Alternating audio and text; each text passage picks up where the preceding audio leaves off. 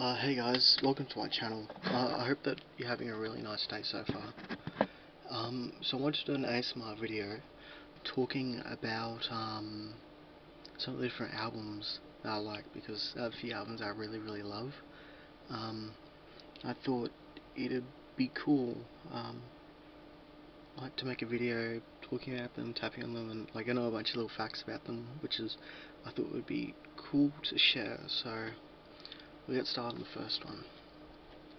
This first one is probably one of my favourite albums. It's called Suffer by Bad Religion. It was released in 1988. And it forms one part of the Holy Trinity albums by Bad Religion, which is a fan thing, which is Suffer, No Control, and Against the Grain, because they were released all after each other, like all in a row, and they're considered some of the best albums that they've ever made. So this was the third album that Bad Religion ever made. It was 1988. So their first album was 1982's How Could Hell Be Any Worse? It was released through Epitaph Records, which was an album that the guitarist Brett Gurewitz created, and they released the album when they were about 16 or 17, I believe. And it was Bad Religion's a punk band, obviously, and it was very well received for the first album. They then figured that the band wouldn't last very long, so what they did next was they did their second album a year later, and it was a very experimental sort of album. It was essentially prog rock coming from a punk band, and in retrospect, it wasn't that bad. It was there were like a few songs on it that I just absolutely love, but they've essentially disowned the album because of how poorly it was received. Everyone hated it. It actually caused the band to break up for a few years. They reformed in 1985, and then this was the first album that they put out since then. So Greg Graffin helped get this up made. He didn't do it himself, but he did help with the ideas. So you can see it takes place in a suburban area. I think it looks really nice. I wouldn't mind living there. And a standout feature is this boy here, who's on fire. So he has red Converses on, white pants, and a green t-shirt with Bad Religion's logo, the Crossbuster, on the back. And noticeably, he's on fire, but this fire isn't hurting him. It's a metaphor. What it stands for is it represents the burning questions he has as a teenager about the world, and I absolutely love this album because I do sort of relate to it. Bad Religion is the defining feature about Bad Religion is probably about three things. First of all, there's right 3-chord songs, which are pretty easy to make. The second one is their oohs and ahs, which is they have backing vocals, and these backing vocals are generally oohs and ahs and stuff, ears and ahs. They sound really good. They really accentuate the music. The last thing, probably the biggest thing about them, is that they use so many big words in the songs. Big words is a childish oversimplification of it, but they do use a lot of big words. Greg Graffin, the lead singer and major songwriter, he actually has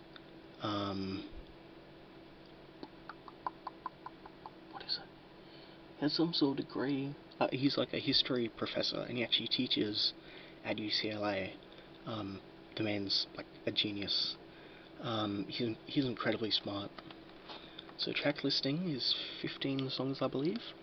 You are the government. That's the first song, so one word. 1,000 more fools. How much is enough? When? Give you nothing. Land of competition. Forbidden beat. Best for you. Suffer, the title track. Delirium of disorder. Part 2, the numbers game. What can you do? Do what you want. Do what you want is like quite a popular like fan song. Well, in the fan base, it's very popular from them. Part 4, the index fossil, and Pessimistic Lines is the last song.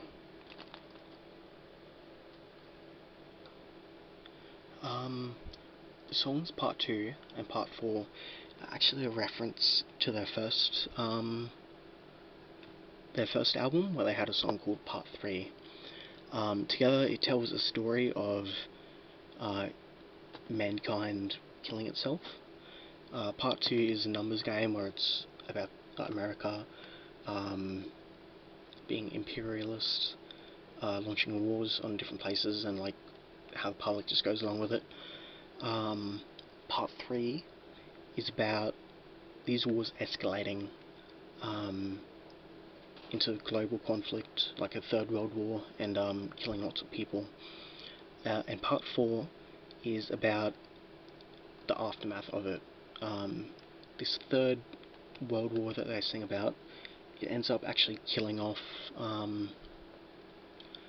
the human race, and the short little period that we've been on this earth is used as a index fossil for later like alien races that come. It's a really cool album. So you can see on the inside there's the boy on fire. On this side,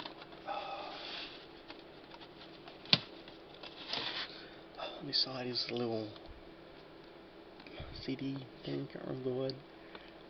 Open it up, it's from one of their live performances, and it says members of the band: Jay Bentley on bass, Greg Hetson on lead and rhythm guitar, Greg Graffin on lead and backing vocals, Mr. Brett, lead and rhythm guitar, Pete Finestone on drums.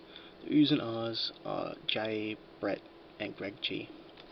But the really cool thing is, let me see, if it opens up,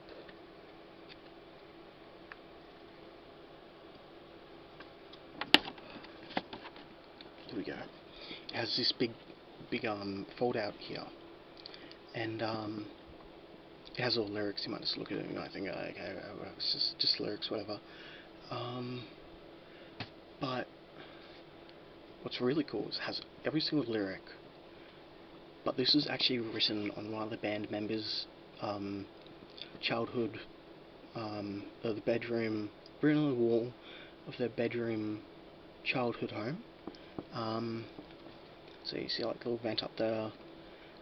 Here is actually where like a little PA system or something used to be, but it's been torn out, and that's actually a head of one of their guitars sticking through it.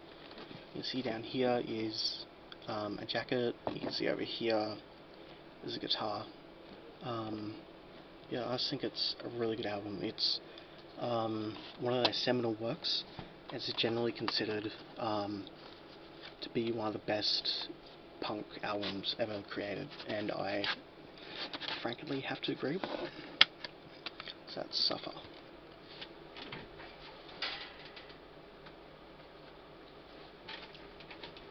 This next one from Bad Religion is A Recipe for Hate. So this one came out in 1993, I think. Sorry, I used to know all this, but my memory is starting to fade a bit. So these two guys, it's actually an edited picture. These two guys are southern racists. that's the description I used. And then these two dog heads are actually two Photoshop pictures of German shepherds that guarded concentration camps. You can see on the back there's a dog there. So songs are Recipe for Hate, the title track, Kerosene, American Jesus, Portrait authority, man with a mission, all good soldiers, watch it die, struck a nerve, my poor friend me, looking in, don't prey on me, modern day catastrophists, and skyscraper. Stealth is like a weird track, it's like a little hidden track that isn't really hidden. It's an edited speech of one of the presidents. I'll open it up so you can see the CD there. It's pretty blank.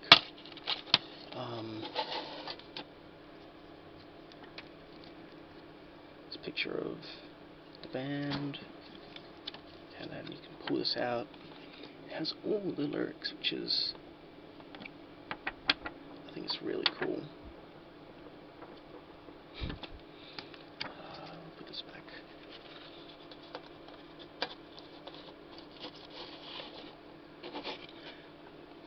The album, the songs from this album, American Jesus, received a bit of airplay and it got a music video made for it, which is pretty cool.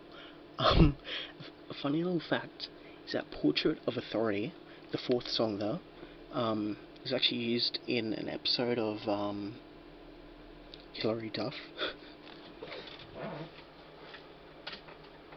which I think is just so silly. So this next one is Stranger Than Fiction. I think this is one they released on a major label. I think they released this one on a major label. The front you can see the band. I think this is the first one that Brett Gurewitz came back to the band. The tracks are Incomplete, Leave Me to Mine, Stranger Than Fiction, the title track, Tiny Voices, The Handshake, Better Off Dead, Infected, which was the second single. Stranger Than Fiction was the first single. Incomplete was like a minor single. It got like a music video made. Television is actually it has the lead singer from Rancid. He actually helps. He does like vocals on it as well, which is pretty cool. Individual, Hooray for Me, Slumber, Marked, Inner Logic, What Is It, and 21st Century Digital Boy. 21st Century Digital Boy is interesting because they actually recorded it for Against the Grain, which is one of the Holy Trinity albums, and they released it there. And the song title and the themes are actually based on 21st Century Schizoid Man by King Crimson. And then they decided to redo it again for this album, and they released the single, and it was pretty dang good album. Pretty dang good single. It did pretty well. I won't open this one up because there's a picture of a brain on the CD, and that is not very good for sleeping. That is big icky energy. So I'll put this one aside.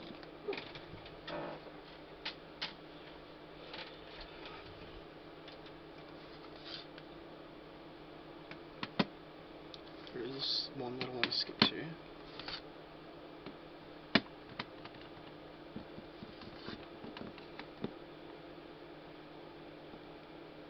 Okay, this is it.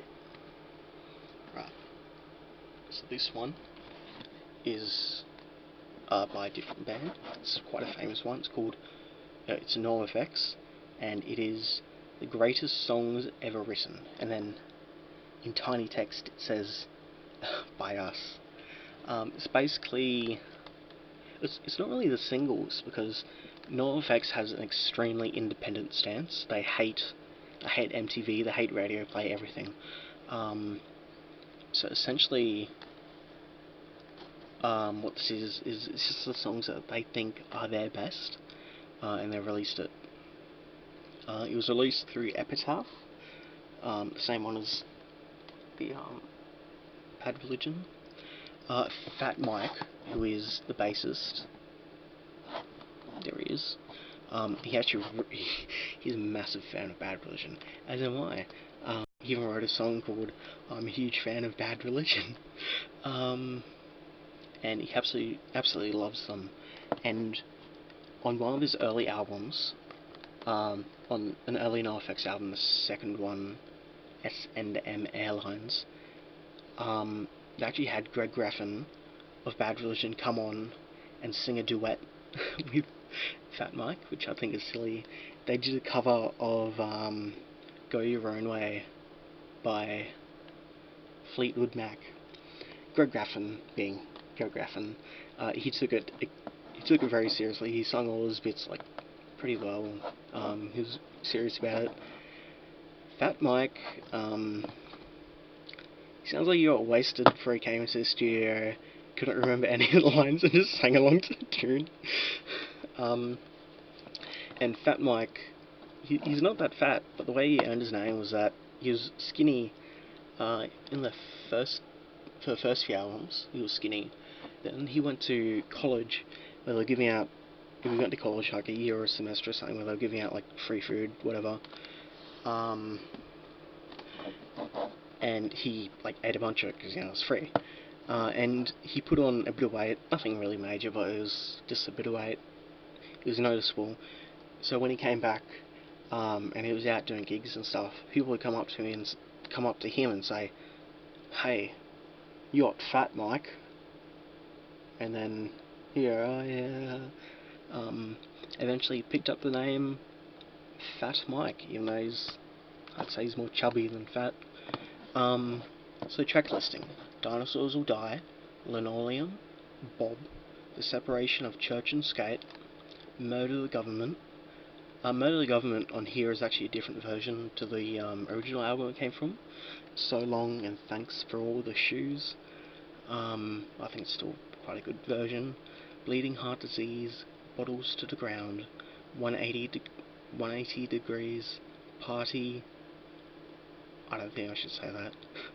What's the Matter with Kids Today, Rico, Sticking in My Eye, All Outer Angst, Leave It Alone, Green Corn, The Longest Line, Thank God It's Monday, The Idiots Are Taking Over, Don't Call Me White, because that song is actually about the fact that Fat Mike is Jewish, and he did not like it when people called him white when he was younger.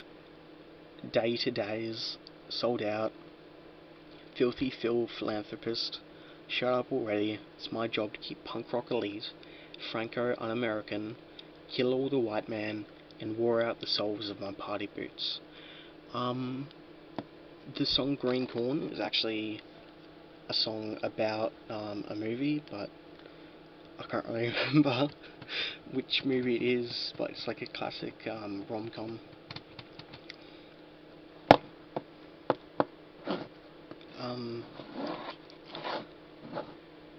So yeah, this video probably isn't very relaxing. Sorry, but I do hope that you have a really cool day, please, and I'll try and improve for next time I make a video. Heck yeah. And I've actually still got a few like a bunch of albums here.